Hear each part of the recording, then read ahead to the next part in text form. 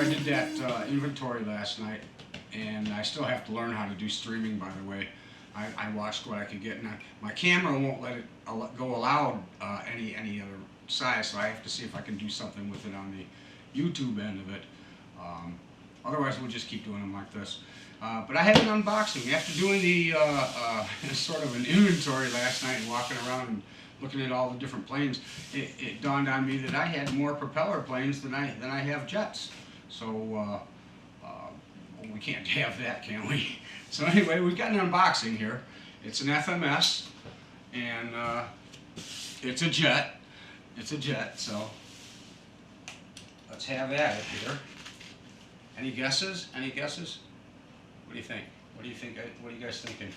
I'll tell you what, there's a story behind this, as there usually is.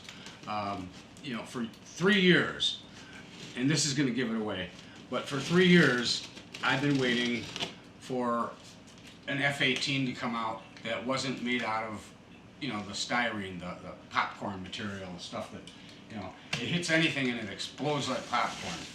You know, EPS, foam. That stuff may be lightweight and stuff, but man, you can't even breathe on it without hurting that stuff. Much more prefer the EPO foam. So I've been waiting and waiting and waiting for them to, you know, finally, since they discontinued the Freewing, they discontinued the F-18. Yeah, I've been waiting for them to come around with another one too. So maybe that's next in line probably, and that's why, you know, this is going to turn around and kick me and bite me in the butt, right? It's only a 70mm, and I've got room for a 70mm, and that's about all.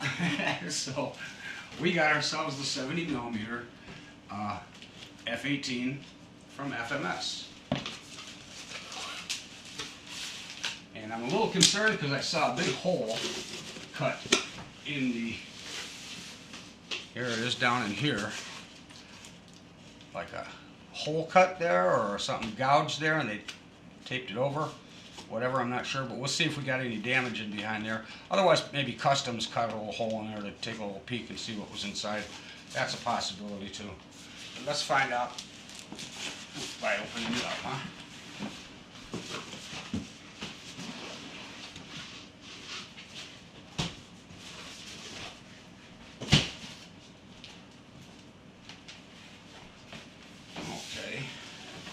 I don't see any external box damage on the thing, so I'm going to guess that it's just fine. A little crunch here, so it may have taken a little hit and poked a hole in the box, but hopefully there's nothing serious up there that can be damaged or crunched. Again, we'll find out in a short. So right off the bat, here's the specs on what we've got. We've got a wingspan of 875. That's actually a little bit wider than the F-16. The E-Flight, by the way, is the exact dimensions. It is the FMS body and frame and stuff that they use. They put their own guts in it pretty much, except for the motor. I think they used the same motor. Their own ESC, but their own servos, their own other stuff. But let's see what the differences are here between the two models. I know it's an F-18 compared to an F-16, but let's see what the changes were that E-Flight actually made. So again, back here we got our different specs here. Overall weight, flying weight is about 2,100 grams. Overall length, about 46, about almost 47 inches long. It's a little bit shorter than the F-16. A 70 amp ESC. Those are usually always a little bit underrated, guys. Except for the E-Flights, especially with the timber, if anybody remembers those. 9-gram servos, supposed to be metal gram, I thought, but we'll find out.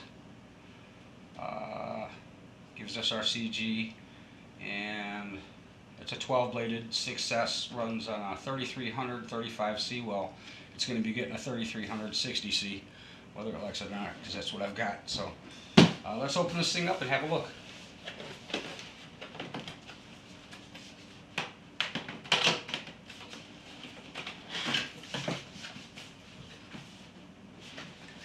Boeing, officially licensed product, huh? So Boeing made the F-18. And I was thinking it was another Grumman, but I guess I stand corrected. Let's see how we do this here. upgrade another one. Oh, this one's coming.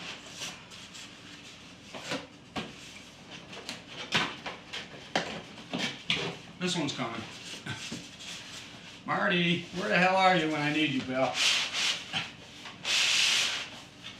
Hey, this one's in there pretty damn tight, too. Doggone. That last box, I swear it was epoxied to the thing just for us. Somebody made a comment about that in the comment section of that unboxing video Marty and I did. That was great. That made us laugh too. Oh, that was like work. Set this up here for a second. Stay. Okay. Find my trusty little knife here. We've got some tape. I saw right off the bat.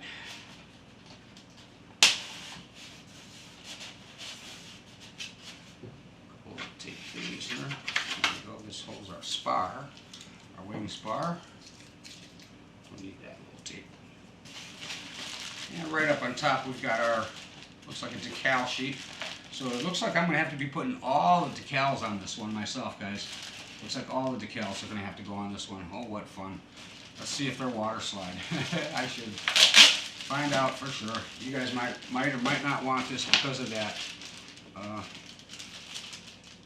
I like them, yes, they look better. They look like they're painted on if you do them right, but they take a long time to do. And if you mess up with them, you're screwed. You know, so for that reason, no. But yeah, they're water slide. They're all water slide. Every one of them. Okay. Some cool graphics on this though. Could be some cool decals on here. Skulls and looks like griffins, eagles, warthogs. Choice. So you can make up. You can do your own libraries. That's kind of nice. I'm probably cutting off my head again, aren't I? Should I stoop down like this, guys? I seem to have a tendency of focusing more on the project than I do on getting my whole body into the video. Sometimes it's on purpose. My hair's not done right, but I showered and shaved today, so I thought maybe I'd present myself a little better. And in this one here, of course, we have our instruction manual. I thought that was going to be the front page because they're getting so generic these days. Yeah. Hopefully this one reads a little bit, you know, as easy as some, but never know what we get until we start getting into it. I'm sure it's going to be a pretty straightforward build. It doesn't look like a whole big deal. I've seen a couple videos of guys that have done this already. This was just kind of bouncing around in there, so it looks like I got a cracked piece right at the end of there that came out, that was popped out probably from the impact. So we're going to have to get back there and see what other kind of damage we've got. But for right now, that's easily glued, pop back in. The top of the fuselage so far here doesn't really look like it took too much of a hit. Got a couple little dents from where that thing was bouncing around.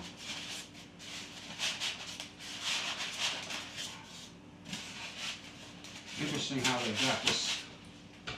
Oh, missed another section of tape here.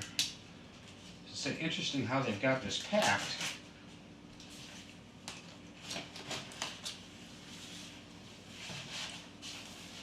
Still kind of interesting.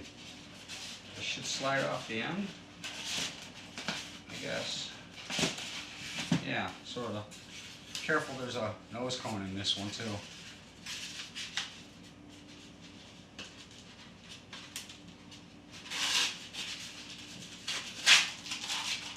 So far, I'm not too impressed with finding that canopy not secured down or anything and just bouncing around in there. That's not too cool.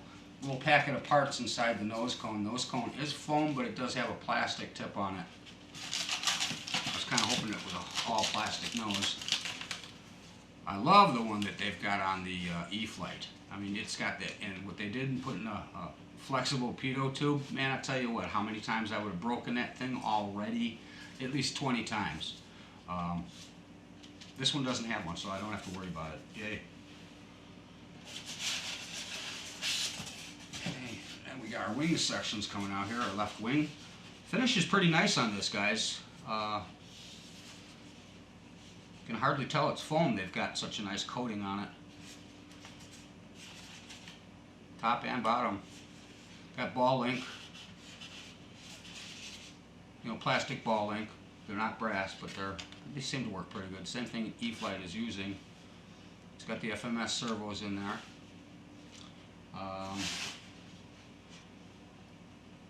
Trying to see if they're metal or not. They're digital, yeah, I believe they are digital metal servos. In fact, I see the metal on the top and everything, and they are, it says right here on the side that they are digital. So, I think we got what we want there. So that's the left wing. For all the left wingers out there. Here's the right wing for all the right wingers out there. Let's not get political, right? Yeah, this one looks to be in pretty good shape. Got a couple little paint drips or sags here that can just be sliced off real easy with a razor blade. Won't even see that. Got the mounts there for the missiles, the pylons. Got our wires and stuff that we do our connecting with. Sweet, looks pretty nice, looks pretty nice. Servos, nice and tight.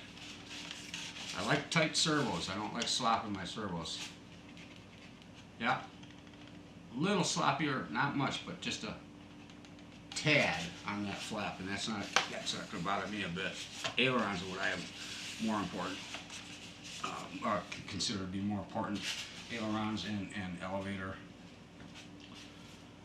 There's some more packaging.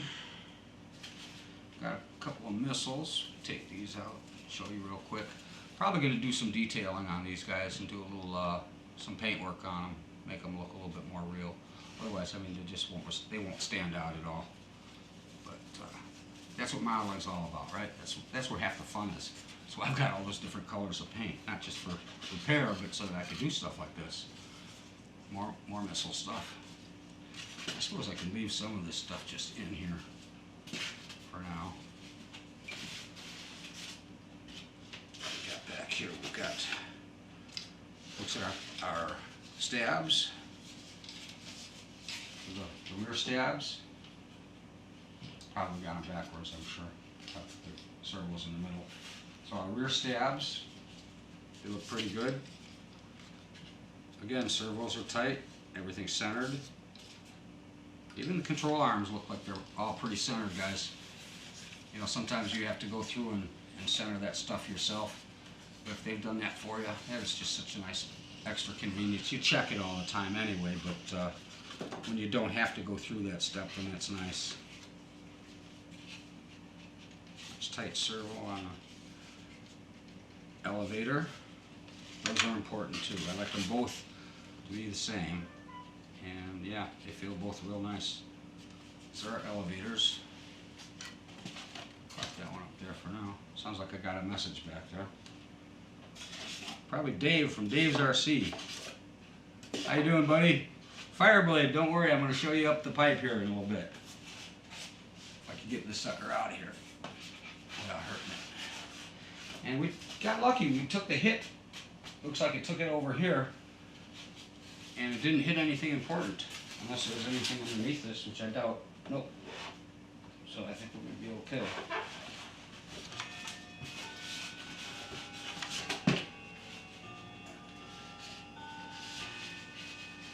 Okay, we got a gear neatly tucked away.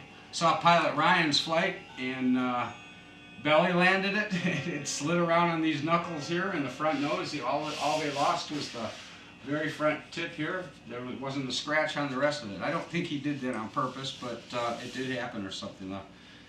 The gear, he thought it was down and it wasn't. He was going to do a touch and go, I guess, but the gear was up. That's funny. It could happen to anybody. This is nice. They got plastic around the inlets here, guys. You know how dinged up those would normally get. And just like the E-flite, I was really hoping that this would be plastic right around these edges here, because these get so nastily chewed up on the other models that are like this. Okay, get you a good close-up here, guys. Take a look. It's really not half bad. Once I get all the decals on there and stuff, it should look pretty nice. Got a little tiny smash mark right here, but I think I can roll that out. I'll just roll that very carefully, or you just live with it. They're models, they're styrofoam models. I got this one on sale anyway. The price of the FMS model on their website, of this model on their website, has gone up to $289. Now on Horizon Hobby, where I got this, it was still at $269. But I still had $40 worth of coupons to redeem, and I needed to use them pretty quick. So I went ahead and popped, and ended up getting this for like $229 plus tax. You know, shipping's free. I have to pay tax because I'm in Illinois and they're in southern Illinois. If I was 5 miles north, I wouldn't have had to pay the tax. It would just been $229. Oh yeah, okay, we gotta look at, I'm not happy with a couple of these little bangs I've got. I see a couple of dings up on top of here, but you know, when the rest of it's together, you're not gonna notice everything like that. That's just a little, and that, again, that's something I can kind of schmooze out, hide this in a little bit. You just move the accident back in the direction from which it came, like you do in body work. You know, if it was hitting one side, you reverse that reaction. You pull it from the other exact angle. Looking up the chute here for you guys. Hope you can see something in there. It's supposed to be a 12 blade or 11 blade. 11 or 12 blade. This one might be a 12 blade because it's a slightly earlier model. And 1, 2, 3, 4, 5, 6, 7, 8, 9, 10, 11. This is a 12 blade, I believe. I'll have to count again, but I'm pretty sure. What did the specs say? What did the specs say, dummy? I'll tell you right there. 12 bladed. Yeah, no doubt. So that's before they came out with the 11 blade jobbers. Sweet. So now I also wonder if it's an in-runner or an out-runner. Let me look at this thing again. Oh, it's an in-runner. It's an innie. Yay! An innie with a 12 blade. You can tell right away because the motor goes right to the outside of the housing, guys. Get a real close look at up in there. Should be able to see pretty good. 12 blader. In-runner. Sweet. Very happy about that. Well, we're going to have to throw this thing together, guys. We've got a couple other... Actually, they send you with the full armament of missiles. You've got these two here. You've got these guys here. Double sets. 2 of them. Some nice paintwork that will make these look real nice on this plane. And then a couple more yet up here. This thing's going to be locked and loaded, ready for warfare. Guys, that's been the unboxing of the FMS 70mm EDF jet, the FA-18. We've got with just a couple of little blemishes here. We're going to live with that. I'm not even going to complain about that at the price I got it at. We'll just make it part of the war plan. Thanks for watching. Check back soon for the build. Okay, Garmin. Stop recording.